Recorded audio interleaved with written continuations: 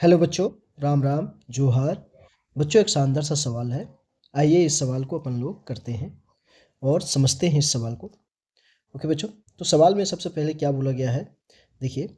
A body is projected at t equal to 0 with a velocity 10 metre पर second at an angle 60 degree with the horizontal.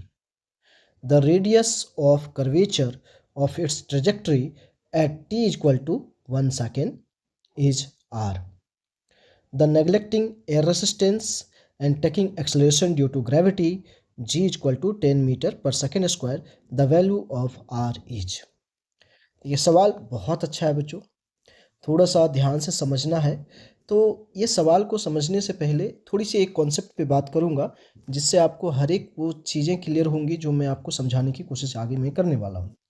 Okay बच्चों, तो देखिए, आप लोग जानते हैं एक चीज़ को प्रॉपरली यहाँ पे, कि जब भी कोई पार्टिकल सर्कुलर मोशन कर रहा होता है, ठीक है, तो ये होती है इसकी वेलोसिटी। और यदि यहाँ पे है, ये पार्टिकल यहाँ पे आ गया तो ये इसकी वेलोसिटी होगी, है ना। यहाँ पे आ गया तो ये इसकी वेलोसिटी होगी। अब अब समझ पा रहे होंगे बातों को, ठीक है। तो इस तरह से, तो जिस समय ये अंदर की तरफ इसमें एक फोर्स लगता, सेंट्रीपिटल फोर्स, तो अंदर की तरफ इधर एक काम करता है सेंट्रीपिटल एक्सेलरेशन, ठीक है ना। तो ये एक्सेलरेशन का फॉर्मूला होता है सेंट्रीपिटल एक्सेलरेशन का। तो ये देखिए, यदि ये देखें तो ये इसका रेडियस हो गया, ठीक है ना। तो ये होता है हमारे पास सेंट्रीपिटल, या तो इसको हम लोग बोलते हैं ए परपेंडिकुलर, ठीक है ना। ओके, एक्सेलरेशन, ये परपेंडिकुलर एक्सेलरेशन देखिए यहाँ पे, यदि देखें तो वेलोसिटी के साथ में 90 डिग्री का एंगल बनाता है, राइट क्या। ओके तो यहाँ पे देखिए, इसका फॉर्मूला होता है हमारा वी स्क्वायर अपॉन आर, ठीक। तो यहाँ पे यदि देखा जाए तो यही हमको यहाँ पे ये जो आर है ना, यहाँ पे देखिए ये जो आर है, यही कैलकुलेट करके हमको इसमें दिखाना है क्वेश्चन में। तो अभी और भी बातें इसमें मैं करूँगा जो कि आपको क्लियर हो जाएगी चीज़ें, ठीक है ना। तो यहाँ पे देखिए, यदि मैं लिखना चाहूँ तो r is equal to v square upon a perpendicular, ऐसे लिख रहा हूँ, ठीक है ना। ये फॉर्मूला हो गया रेडियस ऑफ कर्वेचर का, ठीक है। अब यही कॉन्सेप्ट को लेके अभी आगे बढ़ना है। तो अब चलते हैं सवाल पे और आगे बात करते हैं, तो आगे और भी बातें क्लियर होंगी। तो जो सवाल में बोला क्या है उसी अकॉर्डिंग काम अपन लोग करते हैं, राइट बच्चों। तो देखिए, हमारा सवाल में क्या बोला गया, a body is projected at T equal to 0 with velocity 10 metre पर second at an angle of 60 degree with the horizontal. Okay, चलिए करते हैं। तो सबसे पहले डायग्राम बना लेते हैं प्रॉपरली, तो आपको ज़्यादा बेहतर समझ में आएगा।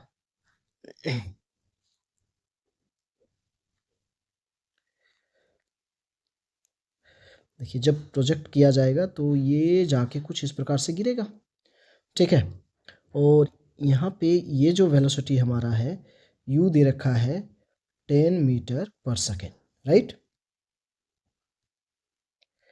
देखिए 10 मीटर पर सेकेंड दे रखा है, और यहाँ पे जो एंगल है उसमें बच्चों वो कितना है, 60 डिग्री, राइट। अब बोला हमको t इक्वल टू 1 सेकेंड पे जब होगा तब रेडियस ऑफ कर्वेचर निकालना है। मतलब टाइम ऑफ फ्लाइट यदि मैं निकालना चाहूँ यहाँ पे, तो टाइम ऑफ फ्लाइट का फॉर्मूला क्या होता है बच्चों, ठीक है ना। अभी आगे और भी डायग्राम में मैं बात करूँगा तो आपको और भी बातें समझ में आएगी। तो पहले टाइम ऑफ फ्लाइट में निकाल लेता हूँ। तो क्या होता है 2u साइन थीटा अपॉन जी, यही होता है टाइम ऑफ फ्लाइट का फॉर्मूला, ठीक है। तो t इक्वल टू कितना हो जाएगा, देखो ये हो गया 2 इंटू 10 दे रखा है u, ठीक है, और साइन ये हो जाएगा 60 डिग्री अपॉन जी का वैल्यू 10 लेने के लिए बोला है क्वेश्चन में, तो ले लेता हूँ। तो ये 10 से ये 10 कैंसिल हो गया, तो हमारे पास t इज इक्वल टू आ जाएगा 2, और साइन 60 डिग्री का वैल्यू कितना हो गया, √3/2, ठीक है ना। तो 2 इंटू √3/2, 2 से 2 कैंसिल हो गया तो आ गया √3। मतलब कि ये जो वैल्यू हमारे पास आ रही है 1.73, ये हमारे पास सेकेंड्स, ये इतना टाइम आ रहा है, ठीक है। और हमको क्वेश्चन में क्या बोला है, देखिए आइए फिर से क्वेश्चन को देखिए थोड़ा सा। क्वेश्चन में बोला है the radius of curvature of its trajectory t equal to 1 second is r।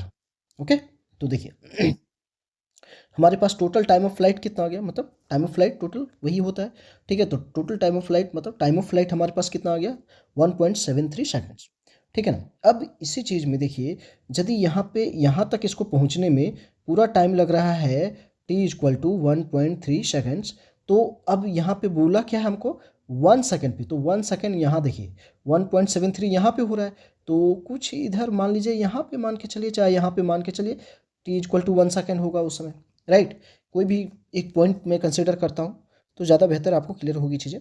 मान लीजिए t=1 सेकेंड मैं यहाँ पे कंसिडर कर रहा हूँ, t=1 सेकेंड। तो इस समय जो इस प्रोजेक्टाइल का जो वेलोसिटी होगा वो डायरेक्शन यहाँ पे होगा ये इस प्रकार से, ठीक। अब देखिए हम लोग एक चीज़ और करते हैं यहाँ पे बच्चों, थोड़ा सा ध्यान से देखिएगा। यदि यहाँ पे देखा जाए तो यहाँ पे भी काम कर लेते हैं एक्स डायरेक्शन में, तो क्या होता है u cos थीटा।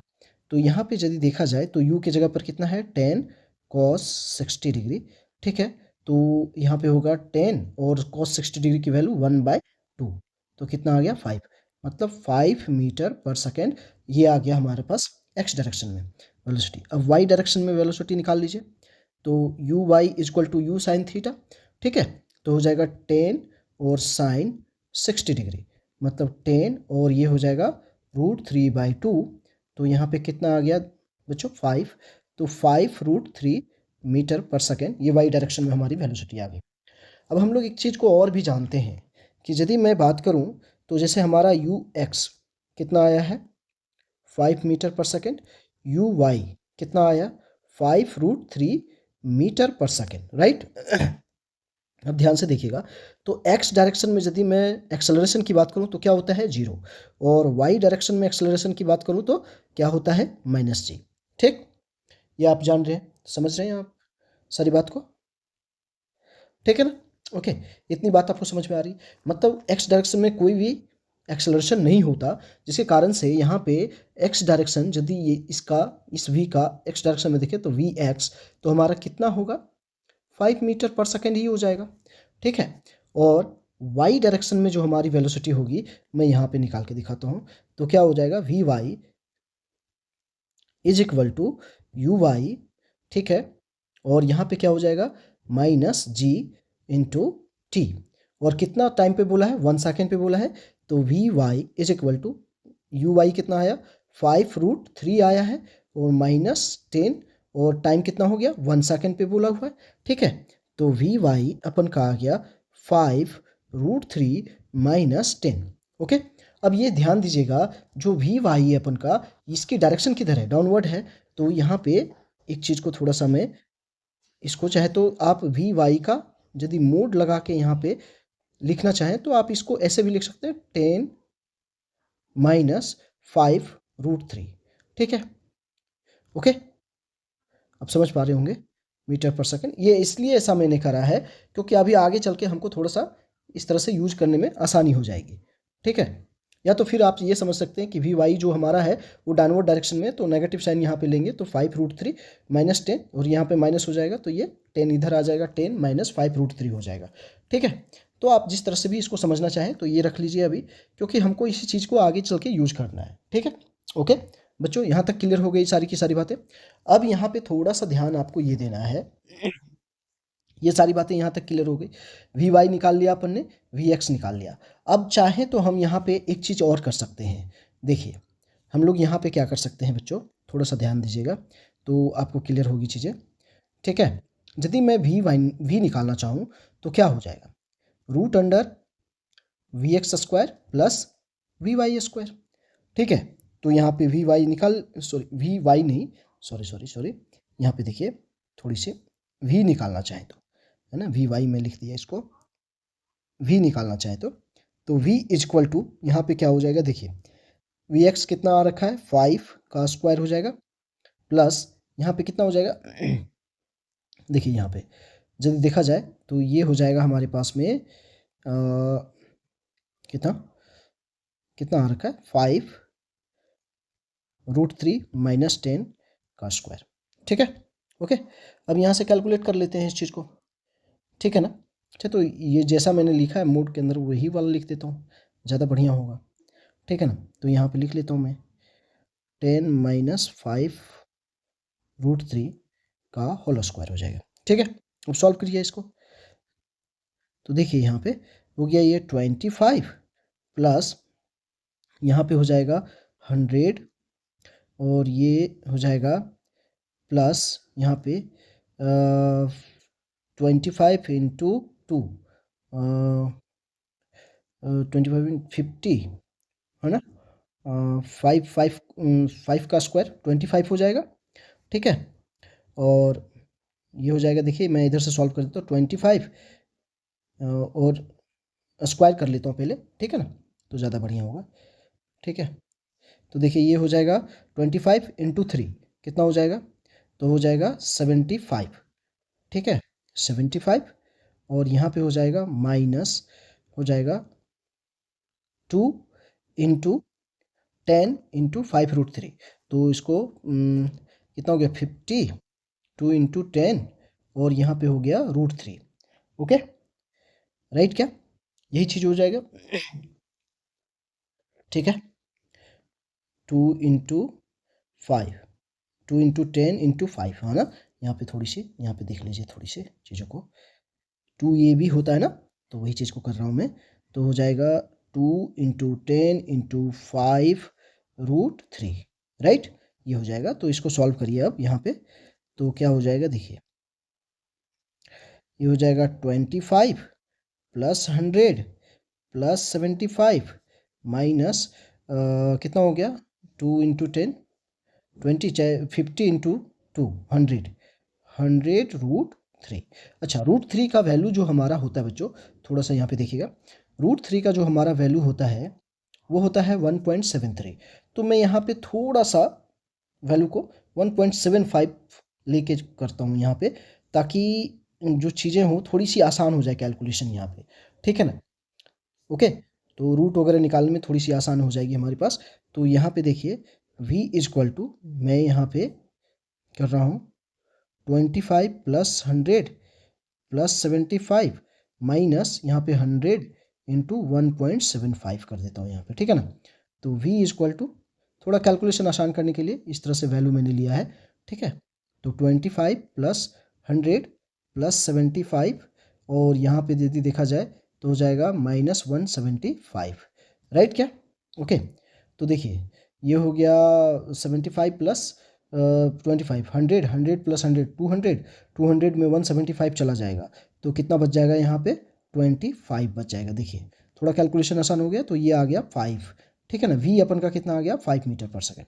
ठीक है ना, ओके, क्लियर दैट, थोड़ा आसान करने के लिए मैंने ऐसा वैल्यू लिया। ठीक, ओके बच्चों, राइट। अब देखिए हमारे पास अब यहाँ पे जो बोला हुआ है, हमको बोला क्या है, रेडियस निकालने के लिए बोला, रेडियस ऑफ कर्वेचर बोला हुआ है। ठीक है, अब रेडियस ऑफ कर्वेचर कैसे निकालेंगे उस पर बात करेंगे अपन लोग। अब दूसरा काम यहाँ पे थोड़ा सा मैं कर लेता हूँ, जो कि आपके लिए भी थोड़ा और आसान हो जाएगा। तो देखिए यहाँ पे मैं दूसरा काम करता हूँ, यहाँ पे 10 अल्फ़ा है ना। अब ये 10 अल्फ़ा कैसे आया, अब यहाँ पे करके ही दिखाता हूँ इसको, तो ज़्यादा बेहतर आपको क्लियर होगी। पहले देखिए यहाँ पे डायग्राम में आइए। अब देखिए रेडियस ऑफ कर्वेचर बोला हुआ है, तो देखो यदि देखा जाए तो एक छोटा सा आर्क में लूँ तो ये एक तो सर्कल का ही पार्ट है। तो यदि मैं ये पूरा यहाँ पे एक सर्कल ड्रॉ करना चाहूँ तो ये इस प्रकार से एक सर्कल ड्रॉ होगा, और ये इसका यदि मैं सेंटर से इसका ले लूँ, ठीक है ना, सेंटर से इसका मैं थोड़ा सा बढ़िया से ड्रॉ करता हूँ इसको, ताकि आपको समझने में आसानी हो जाए थोड़ा सा। ठीक, तो ये इसका रेडियस हो गया r, राइट, ये रेडियस ऑफ कर्वेचर यही तो निकालने के लिए बोला हुआ है। ठीक है ना, तो यहाँ पे थोड़ा सा ध्यान दीजिएगा आप, तो इधर की तरफ इसमें लगेगा जो यहाँ पे g। ठीक है, तो इधर की तरफ ये जो आएगा यहाँ पे, तो ये वाला एंगल जो है ना, ये एंगल को मैं लिया हूँ अल्फ़ा। ठीक है, तो ये वाला भी एंगल कितना होगा, अल्फ़ा हो जाएगा, तो ये हो जाएगा g cos अल्फ़ा। ठीक है ना, ओके, क्लियर दैट, समझ में आ रही बात या नहीं आ रही। ठीक है ना, जैसे कि ये कैसे समझिए, यहाँ पे थोड़ा सा मैं आपको समझाता हूँ, थोड़ा सा ध्यान से देखिएगा। जैसे मैंने यहाँ पे लिया एक प्रोजेक्टाइल है, ठीक है, ये यू वेलोसिटी। अब मान लीजिए यहाँ पे कोई पॉइंट को, तो यहाँ से हम लोग क्या करते थे, ये एंगल थीटा, तो यहाँ से हम लोग ड्रॉ करते थे, तो यहाँ पे वेलोसिटी ये होती थी, तो ये एंगल अल्फा होता था। ठीक है, और ये हमारा ये हो गया, ये हमारा हो गया वी एक्स, ये हो गया वी, और ये हो गया वी वाई। तो उसी तरह से यहाँ पे है, ठीक है ना, वही चीज़ को समझिएगा यहाँ पे, ठीक है। ज़्यादा कन्फ्यूज होने की ज़रूरत नहीं है कि कैसे कैसे मैंने करा। तो यहाँ पे देखिए इधर की तरफ जी काम किया, तो ये यदि एंगल अल्फ़ा है तो ये भी एंगल कितना होगा, अल्फ़ा होगा, तो ये हो गया जी कॉस अल्फ़ा, ठीक है ना। अब हमारे पास देखिए, ध्यान से देखिए, तो हम क्या बहुत बात कर रहे हैं कि हमारा हमको चाहिए क्या, ये परपेंडिकुलर मतलब सेंट्रीपिटल एक्सेलरेशन। तो अंदर जो सेंट्रीपिटल एक्सेलरेशन मतलब परपेंडिकुलर एक्सेलरेशन है, ठीक है। तो यहाँ पे क्या हो जाएगा, देखिए r is equal to v square, और ए परपेंडिकुलर का वैल्यू यहाँ पे कौन सा हो जाएगा, जी कॉस अल्फा। क्या हो जाएगा बच्चों, जी कॉस अल्फा हो जाएगा, ठीक। समझ में आई बात या नहीं आई, ठीक है ना। क्या हो जाएगा, जी कॉस अल्फा हो जाएगा, राइट, ठीक। अब यहाँ पे देखिए थोड़ा सा, अब यहाँ से हम टेन अल्फ़ा निकाल सकते हैं। तो tan alpha is equal to क्या होगा हमारे पास, tan alpha is equal to हमारे पास हो जाएगा, हमारे पास जो होगा तो क्या होगा, v y upon p x, ठीक है। परपेंडिकुलर अपॉन बेस होता है, ठीक है। तो वी वाई कितना निकाल रखा हूँ मैं, वी वाई निकाल रखा हूँ टेन माइनस 5√3 अपॉन में वी एक्स कितना है 5। अब यहाँ से देखिए टेन अल्फ़ा, तो tan alpha is equal to, यहाँ पे यदि देखा जाए तो यहाँ से क्या करेंगे हम लोग, 5 कॉमन ले लीजिए, तो ये हो गया 2 माइनस √3 अपॉन में 5, तो 5 से 5 कैंसिल हो गया, तो tan alpha is equal to 2, है ना, माइनस √3 करेंगे तो ये वैल्यू जो करीब करीब आएगी 0.27, और ये जो 10 यहाँ पे तो अल्फ़ा की वैल्यू हो जाएगी 15 डिग्री, ठीक है। यहाँ पे थोड़ी सी मैथमेटिक्स, ट्रिगोनोमेट्री वाली मैथमेटिक्स लगा के इसको निकाला जाता है, ठीक है। तो उस पर अभी मैं नहीं जा रहा हूँ, तो अल्फ़ा की वैल्यू 15 डिग्री आ जाएगी, राइट, ठीक है। इतनी बात यहाँ तक समझ में आ गई। तो हमारे पास आ गया 10, अल्फ़ा की वैल्यू आ गई 15 डिग्री, ओके। अब हमको चाहिए रेडियस ऑफ कर्वेचर, तो मैंने वी निकाल लिया है। अब हमारे पास फॉर्मूले में क्या चाहिए, वी का वैल्यू चाहिए, और जी का तो हमको पता है, अल्फ़ा निकाल लिया मैंने, देखिए वी यहाँ पे निकाल लिया, ठीक है। अब यहाँ पे लगाइए ये फॉर्मूला, ठीक। तो देखिए हमारे पास क्या आया, r is equal to v square g cos alpha, यही फॉर्मूला है हमारे पास में रेडियस ऑफ कर्वेचर का। तो देखिए वी के जगह पर मैं क्या लिखूंगा, 5 का स्क्वायर कर दूंगा, ठीक है। जी के जगह पर कितना 10, और कॉस अल्फ़ा, अल्फ़ा के जगह पर कितना 15 डिग्री, कितना आया अपन का 15 डिग्री। तो देखिए आर इज इक्वल टू ये हो गया 25, और यहाँ पे हो जाएगा 10, और कॉस 15 डिग्री का वैल्यू 0.96 होता है, ठीक है, ओके। तो यहाँ पे जब आप सॉल्व करेंगे तो अप्रोक्सीमेटली ये जो वैल्यू हमारी आ जाएगी वो कितनी आ जाएगी, 2.8 मीटर आ जाएगा, और यही इस सवाल का आंसर हो जाएगा बच्चों, राइट क्या। तो ये सवाल में थोड़ी सी इतनी सारी बातें यहाँ पे करनी थी जो मैंने आप लोगों को समझाया है प्रॉपरली। यहाँ से देखिए ये आपका क्वेश्चन था, और यहाँ पे देखिए ये सारी चीज़ों को मैं यहाँ पे क्लियर आपको समझा रखा हूँ, ठीक है ना। तो ध्यान से यदि देखेंगे सारी चीज़ों को बच्चों, तो आपको क्लियरली सारी की सारी बातें यहाँ पे समझ में आएगी, और उसका एक प्रॉपर यहाँ पे मिलेगा, ठीक है। जी कॉस अल्फ़ा ये कैसे आया है, थोड़ा सा मैं इसको थोड़ा और सिंपल करके मैं यहाँ पे समझा देता हूँ आप लोगों को, ताकि कोई भी जब नए बच्चे भी यहाँ पे समझने की कोशिश करें तो उनको दिक्कत ना हो। जैसे मैं एक ऐसा कंडीशन ले लेता हूँ, ठीक है ना। मान लीजिए यहाँ से यू वेलोसिटी से प्रोजेक्ट किया गया है किसी प्रोजेक्टाइल को, और ये ऐसे जाके गिरा, ठीक है ना। अब ध्यान से देखिएगा, मान लीजिए टी इक्वल टू जो भी 1 सेकेंड यहाँ पे रहता, मान के चल रहा हूँ अभी मैं, ठीक है ना। ठीक है, तो ये एंगल थीटा आपको 60 डिग्री दे रखा था। तो यहाँ से हम लोग क्या करते थे, एंगल ऑफ एलिवेशन निकालते थे, ऐसे करते थे ना। यहाँ से देखिए, यहाँ से यदि देखा जाए तो ये हो गया v का डायरेक्शन। तो ये वाला जो एंगल होता था, ये एंगल यहाँ पे हमारा अल्फा होता है, इसको एंगल ऑफ एलिवेशन कहते हैं, ठीक है ना। और यहाँ पे यदि देखा जाए तो ये भी एंगल कितना होगा अल्फा, ये हो गया वी एक्स, और यहाँ पे यदि देखा जाए तो ये हो गया वी वाई, राइट क्या। ठीक है, यहाँ पे ऊपर जा रहे थे तब की कंडीशन में, है ना, वी वाई हो गया यहाँ पे, ठीक। अब यहाँ पे थोड़ा सा ध्यान दीजिएगा, यदि यहाँ पे बात करें तो ये हमारा यहाँ पे बनेगा, ठीक है। और यहाँ पे यदि मैं लूँ तो ये हमारा रेडियस हो जाएगा, ठीक है। तो देखिए हमारा जी जो लगेगा, जी ऐसे नीचे लगेगा, जी इस प्रकार से। तो यहाँ पे देखिए यदि ये एंगल अल्फ़ा है तो ये भी एंगल कितना होगा, अल्फ़ा होगा, और ये हो जाएगा हमारा जी कॉस अल्फ़ा। और यही चीज़ को मैं वहाँ पे लिया हूँ थोड़ा सा, तो यहाँ पे जब ये पार्टिकल को यहाँ पे हम लोग कंसिडर किए हैं तो वहाँ पे उस अकॉर्डिंग मैं वहाँ पे डायग्राम बना के लिया हूँ। ओके बच्चों, ठीक है ना। तो ये मेरा मतलब कहने का मतलब ये था कि आप यदि इस चीज़ों को समझ लेंगे तो कोई दिक्कत नहीं है, ठीक है ना। और यदि जैसे आपको रिजोल्यूशन ऑफ वेक्टर, जैसे वेक्टर का कंपोनेंट हम लोग जो निकालते हैं, ये सब चीज़ें आपको यदि प्रॉपर पता है बच्चों, तो ये सब क्वेश्चन थोड़ा सा करने में आसानी हो जाती है, नहीं तो फिर बहुत दिक्कत होती है इस चीज़ों में। और देखिए थोड़ी सी मैथमेटिक्स यहाँ पे यूज हुई है, जैसे 10 अल्फा इक्वल टू 0.27 ये वैल्यू आई हमारे पास, तो इसकी कितनी वैल्यू होगी ये हमको निकालने आना पड़ेगा। थोड़ा सा हम लोगों को ट्रिगोनोमेट्री यूज करना आना पड़ेगा, ठीक है। चाहे तो कॉस 15 डिग्री का वैल्यू कितना होगा, ये हमारा ट्रिगोनोमेट्री थोड़ा सा हम लोगों को यूज करना पड़ेगा। तो ये मैथमेटिक्स भी थोड़ी सी हमको यहाँ पे अच्छी खासी यूज करने की ज़रूरत है। ओके बच्चों, ठीक है ना। तो आप देख पा रहे होंगे, सारी चीज़ को समझ पा रहे होंगे। मैंने यहाँ पे थोड़ी सी चीज़ों को अपने अकॉर्डिंग चीज़ों को करते गया हूँ, ताकि हमारा कैलकुलेशन थोड़ा सा आसान होता चला जाए, ठीक है ना। तो आप भी यदि एग्जाम में यदि थोड़ी थोड़ी दिमाग लगाएंगे ये सब चीज़ों को, तो इस तरह के सवाल में आप कर सकते हैं, कोई बहुत बड़ी बात नहीं होगी। लेकिन वही चीज़ है, ठीक है ना। ओके, थोड़ा सा ध्यान रख के करना है, ठीक। तो यहाँ पे देखिए जो ये क्वेश्चन था आपका, क्वेश्चन बहुत अच्छा क्वेश्चन था, ठीक है। और इतनी लंबी चौड़ी कॉन्सेप्ट इसमें लगी हुई है, सारी की सारी चीज़ें। तो थोड़ा समझने वाली बात तो थी इसमें सवाल में, जो कि हम लोग ध्यान से समझे तो सारी की सारी बात क्लियर हो सकती है। बहुत मतलब कि मैं कोशिश कर रहा हूँ कि सिंपल वे में चीज़ों को समझाने की पूरी मैं कोशिश कर रहा हूँ। और यदि किन्हीं को कोई डाउट रहती है तो कमेंट में ज़रूर करें, तो मैं उसको उस कमेंट में ही आप लोगों को बताने की कोशिश ज़रूर करूँगा बच्चों। ओके, तो यहाँ पे देखिए आपका ये था क्वेश्चन आपका, ठीक है। और देखिए यहाँ पे इसका आंसर जो होगा बच्चों, ये आपका आंसर हो जाएगा, ठीक है ना। बी नंबर यहाँ पे बी ऑप्शन जो होगा वही आंसर इसका होगा 2.8 मीटर। ओके, तो यहाँ पे देखिए ये क्वेश्चन था आपका, ये मैंने स्टेप बाय स्टेप सॉल्यूशन किया हूँ। थोड़ा सा ध्यान से देखिएगा, चीज़ों को मैं करते गया हूँ, जैसे जैसे कॉन्सेप्ट को आगे बढ़ाया हूँ, चीज़ों को वहाँ पे डायग्राम में भी मैं समझाते गया हूँ आपको, और चीज़ों को बताते गया हूँ। राइट बच्चों, ठीक है ना। तो आपको यहाँ पे सारी की सारी चीज़ें आपको समझ में आ रही होगी जो मैं आपको समझाने की कोशिश कर रहा हूँ बच्चों, राइट। ओके, देखिए अब यहाँ पे ये मैंने आपको आंसर निकाल के बताया है। ओके, तो देखिए यहाँ पे थोड़ा सा मैंने इसको और थोड़ा सिंपल करके आपको मैंने समझाया है बच्चों, तो आपको क्लियर हुई होगी हर चीज़।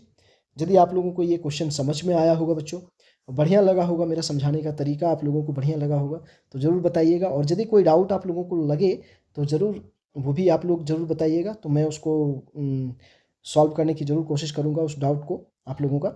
ओके बच्चों, और दूसरी बात ये है कि यदि चैनल में नए होंगे तो सब्सक्राइब ज़रूर करिएगा, और बेल आइकन को दबा लीजिएगा, जो भी नई वीडियो आएगी वो आप तक सबसे पहले पहुंच जाए आपके पास में। और एक टीचर की यही कोशिश रहती है कि बेहतर से बेहतर तरीके से आपको चीज़ों को आपके सामने एक्सप्लेन किया जाए, ताकि आपको उस चीज़ का प्रॉपर फ़ायदा मिले। ओके बच्चों, तो थैंक यू बच्चों।